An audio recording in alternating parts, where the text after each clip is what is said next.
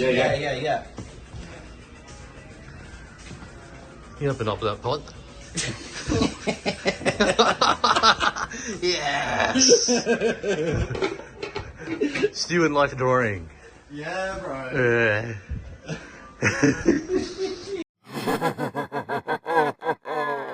Calling upon the spirit of relaxation. Spirit of relaxation, are you here?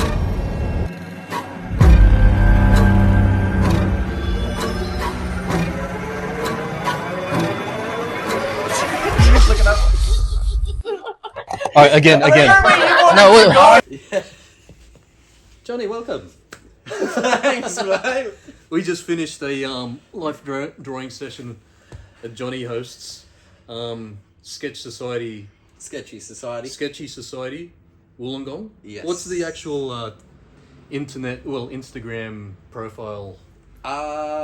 Sketchy Society. Isn't it dot Wollongong. something? Yeah, there's dots in between each word. Yeah. Okay. Yeah.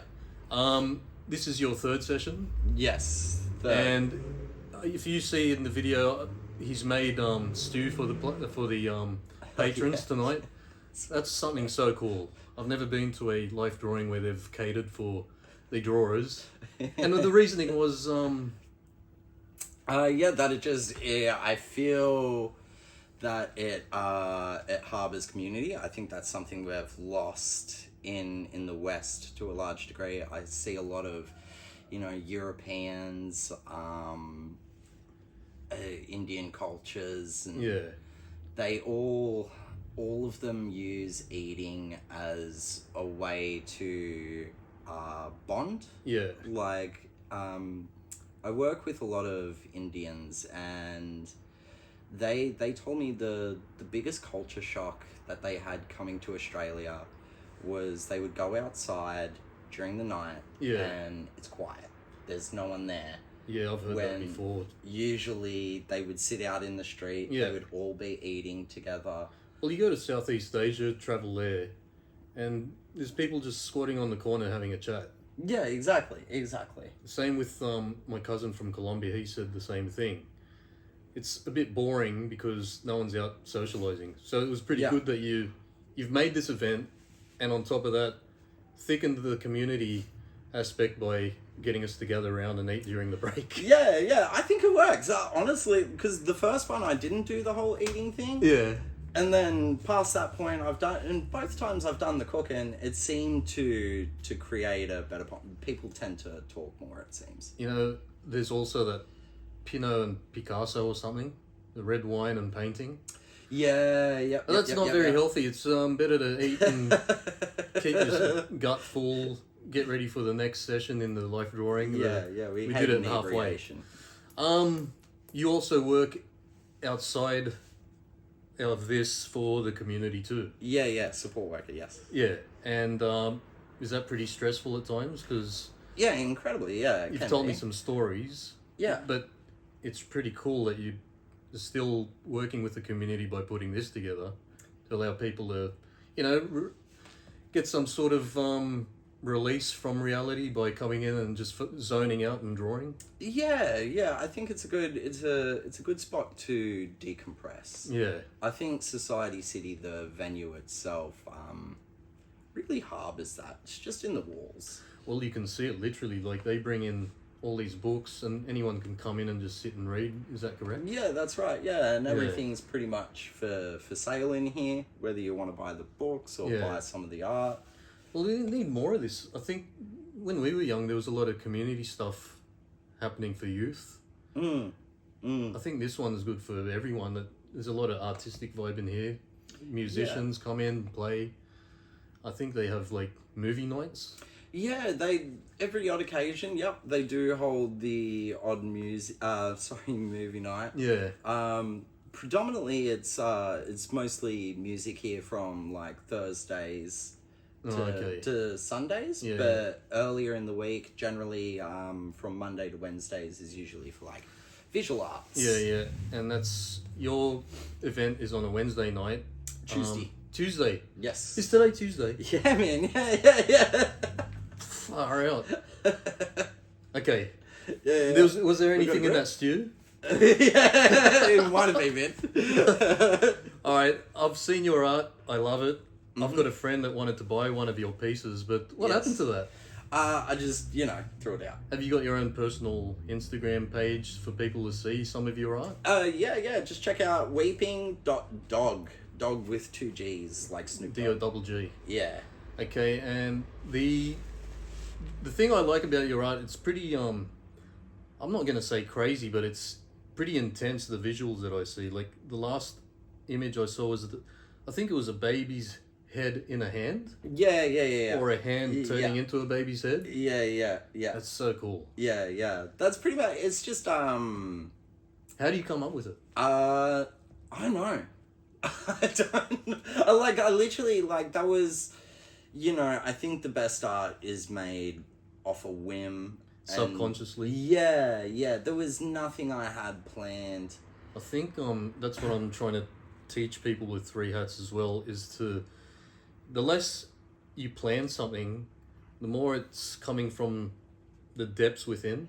Yeah, I think that's the point of visual art, is speaking through your subconscious, and to do that, you can't really be too conscious of the strokes you're making. You also study a bit of psychology. Yeah. I think you'd probably know about the concept of automatic drawing. Yeah. Yep. Have you ever given that a go? Yeah, look, it doesn't really... Those kind of things for me don't really... I think once you're aware of the thing, it's harder for it. It's like placebo effects. In the sense where you... if you're aware that there's a placebo effect, you won't feel the placebo effect. Yeah, and the more you're trying to get rid of that idea in your head, it's like meditation, and then someone says, try not to think of a pink elephant, and that's all you're thinking about. That's all you're going to think about. It's the same concept. So, is there any form of automatic art that you try to attempt? If it's not automatic writing, I try to do it, and it's like when you try to zone out, you're actually paying too much attention. Yeah. It's Hope people are following this, because Alan Watts, actually, I've been listening to Alan Watts recently. Do you know who that is? Yeah, he was a drunkard. Yeah. But he was amazing. Yeah, man. he came up with awesome talks. He pretty much Buddhism for the Western mind. Yeah. And he was saying, when you're trying to concentrate, if you're thinking about concentrating, you're officially not concentrating anymore. So it's not about thinking. How do you get into that zone? Just by doing. Yeah. Just by doing. Knowing you don't need to be, I think the more thought that goes into preparing to draw. So less planning and just doing. Yeah, just sit down, have a little... a good way that I've started to draw more is just in the mornings, the night before, I'll leave out my sketchbook and I'll leave it on the kitchen, and there'll just be a rubber and a pencil next to it. Yeah. And I'll just draw something quickly in the morning before I go to work. And you don't pre-plan anything, you just sit and doodle, so to speak? Yeah, or... and it's my tired mind. Yeah. So I couldn't be bothered to think anyway. Yeah. I just want to have my coffee. I'm just going to scribble a little bit and get that muscle memory a little bit. Exercise the brain juices a bit, get them waking up. And who knows what you'd come up with in that time. Yeah, that's right. I think a lot of the best ideas I have kind of stew out of those kind of moments. I noticed as well, during the life drawing session, the good thing about his life drawing session is that you can come in as a total beginner and he'll sort of coach you. If you don't feel confident, he'll be able to coach you and mentor you while you're drawing. In case you need some guidance, if you don't, that's cool. But if you do need guidance, you know a lot bit about anatomy and gesture, all these fundamentals with figure drawing.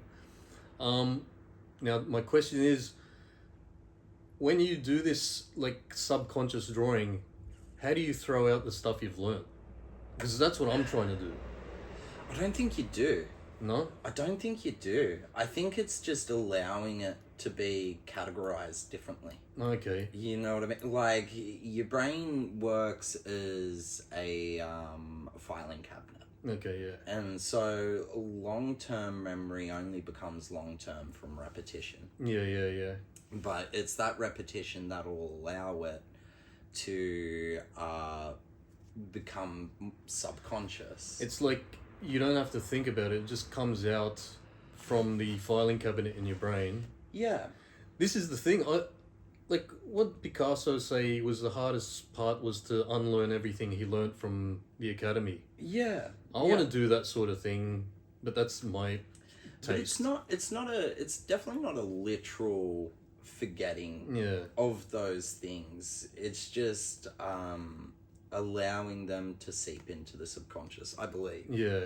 It's probably like I don't know, subconsciously getting something from the tools box, using it where you need it in your artwork, and then see what happens with it. Yeah. All right, I better wrap it up because I don't want to take up too much of your time. It's You're already right. heaps late. Chill out. You're fine. You're fine. Is there anything else you wanted to bring up, like in regards to art or, your world of psychology, philosophy? I know you study a lot of philosophy too. Yeah, I don't know. What are you kind of... Oh, what were you talking about before? Was the Bukowski books that you were reading? Yeah, I was dabbling a bit in that. Do you do a bit of writing? Yeah, I do. Like, for these classes, I've been trying to write a fantasy for every model that comes through. So like a story for them. Yeah. So if you go on to the Instagram page... Yeah, I've seen that. Every second post will be just a kind of fantasy story. And is this a prompt from the, like, does the model give you a prompt, or you just come up with it on your own? It's just, like, it's that subconscious thing. Yeah. I will just sit there and I'll go through a couple of their photos and kind of think about what I could make up about them. That's pretty cool. It's like, I've never been to a life drawing session where they'll give like a story for the model that you're drawing, and that could probably influence the way that the drawer sees the person, and they probably add some flourishes to it. Yeah. Because of, this story that you've given them. That's actually a good idea, and it also brings up this question from me that you used to do a bit of comic books. Yeah. So you've got the images that you draw, and then you do a bit of writing. Mm-hmm. I remember you doing a bit of comic book, storyboarding or just actual comic books? Yeah, no, I never really completed it. Yeah. Like all good things. But they were pretty far out. Yeah, they were pretty wild. You think you'll follow up on it at some point? Look, maybe one day. I don't know. I'm very, I think like any artist, very flippant on everything. That's like, my world too. Yeah, it comes, it goes, and if you don't clutch it with both hands in the moment, it'll never happen. I've got that issue too, where you come up with an idea, you see an inspiration, I'm going to do that, but in my way. Mm-hmm. And then you see something else, that goes to the wayside. That's right. Yeah. And then people go, you never finish anything. What's wrong with you? Yeah. I'm just trying to do, trying to keep up with my creative mind, if I have one. Like I think for this one, I think the point of my story, I'm just gonna double check, but for Bianca. Yeah, for the point of Bianca, we made her a cherub. Yeah, that's right. And so I thought about what kind of the task for a cherub is, and it's just to spread love. But Yeah. the problem with being a cherub, what I feel like the problem with being a cherub would be, Yeah. is that you're constantly surrounded by love but never get to feel it. That is a And point not many people think about. yeah, and that would be a horrible existence. It's a tragedy for the cherub. That's right. And so I made it so I wanted to comment on what love actually is. Yeah. And I feel like it's a moment of respite to carve off a bit of the suffering. And Yeah. even if you leave it there for the night, you sit by the fire, you let it go, even if it's for one day, Yeah. it's enough, and you can continue on your existence. Yeah.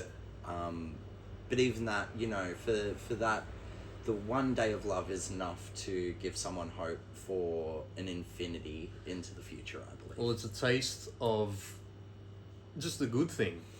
Yeah. Any good... Well, love is, of course, a very good thing, but it's funny you say that the cherub... You think he's like a little angel of God, but it's more like he's cursed. Yeah, it's a full curse, yeah. And Attacking that's people with love, and he's got no love. He's got love to give, but he doesn't get any. No, that's right. He's only the giver. He's never the receiver. And that's why I painted him as a prisoner of heaven. Where the gates are the... Sort of looked like an evil cherub. Yeah. Oh, that's cool. Yeah, it was because, the gates of heaven are pretty much like the only places where you need a gate is to keep people Away. out or in, and... Prison. Yeah, I just asked, are the best of us truly those who are shackled by goodwill and good fortune? Yeah. And polish the shackles. Well, I reckon you should do an artwork on that. Yeah, look, I got a lot of a lot of things I've been meaning to do artworks on. If we had like a notebook with all the ideas we had, it would go for like it would go forever. 3,000 pages or more. Yeah. And that to follow up on it would take 3,000 lifetimes. Yeah, it would just be impossible. Yeah. It would just be impossible. Anyway, on that note, we'll probably end it there. That was a good chat. Good chat. Good chat. Bit all over the place. Yeah, that's what the artists do. Like, creatives just, they're like butterflies that just chase different, bees that chase different colours of pollen. And, Do they? but we get no, Do we chase it? Do they? oh no, they Do that? They chase pollen, but I think they got different, they see in weird colours. They preference colours. I think they see like more of a spectrum I than think we you're do. spreading misinformation. Fact check it and actually, this is the, they probably see as many colours as I'm wearing tonight. Yeah. But They dance. at least they get work done. We're not getting fun much work facts for done. the viewer, though. Yeah. I'm talking about fucking bugs. Bees. No, fucking ants, dude. Do you know about this? I know that we study them for sorting out traffic. Yeah, but get this. What is it? Ants have, drumroll, Yeah. intercontinental wars. What, they travel overseas and... Yeah, so just say there are two colonies. Say, Yeah. you've got a, because I don't know different types of ants. Let's just say a red ant and a green normal, ant. Yeah. Say they originated in North America. Yeah. And these two colonies, it's only, two mounds. That's all I'm talking about. Just say they get into a disagreement and they start fighting.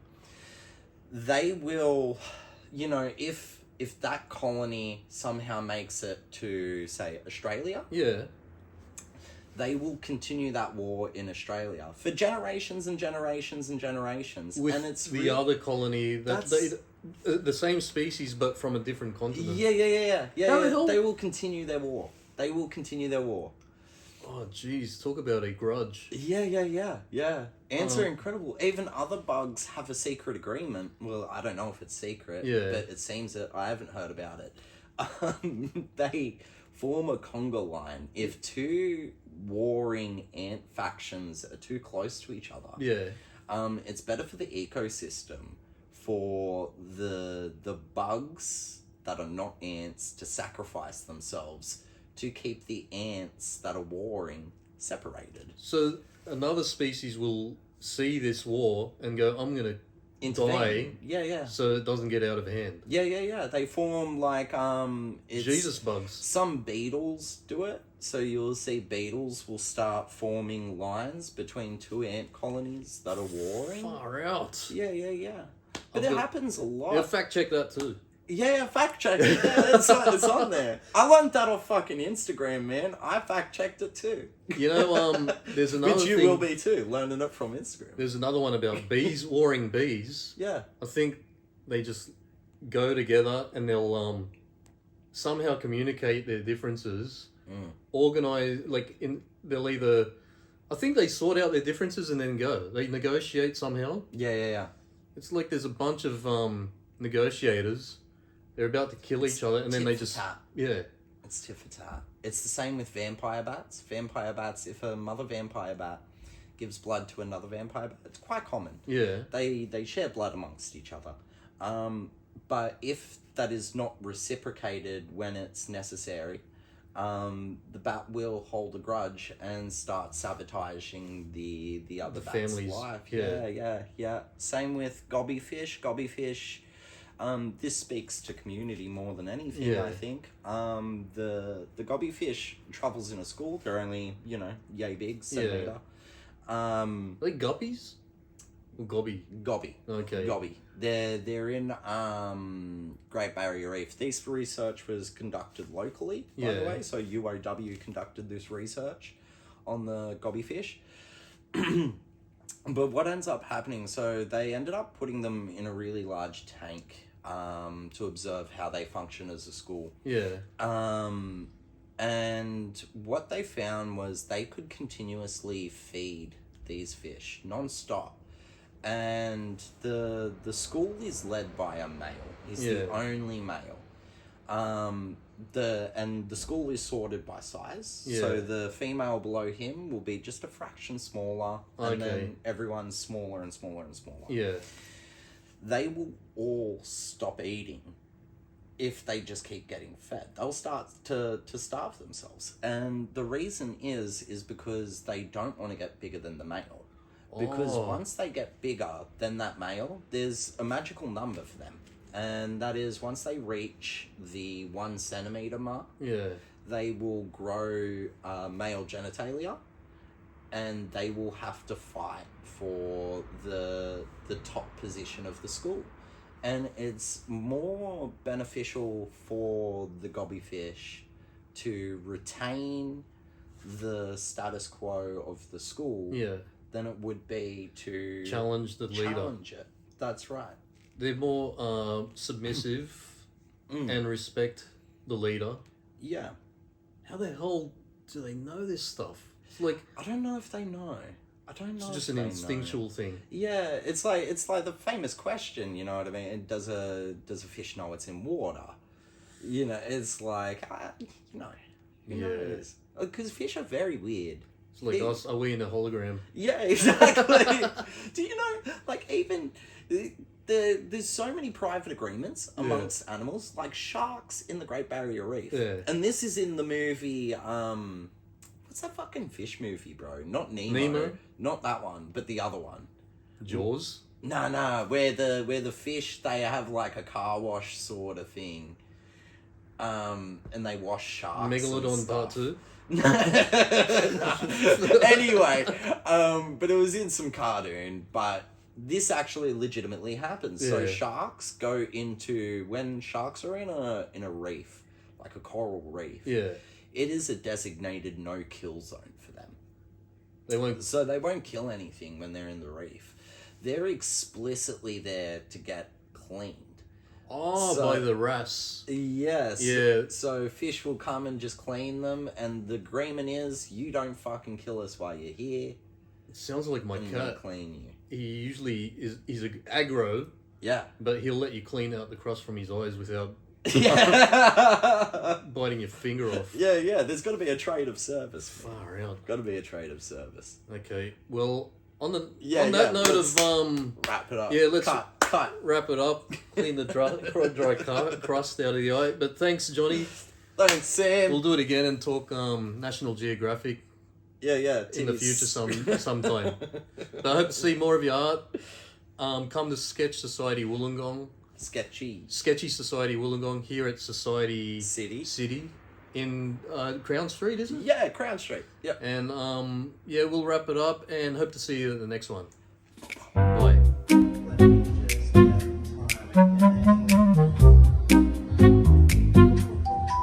Thank you.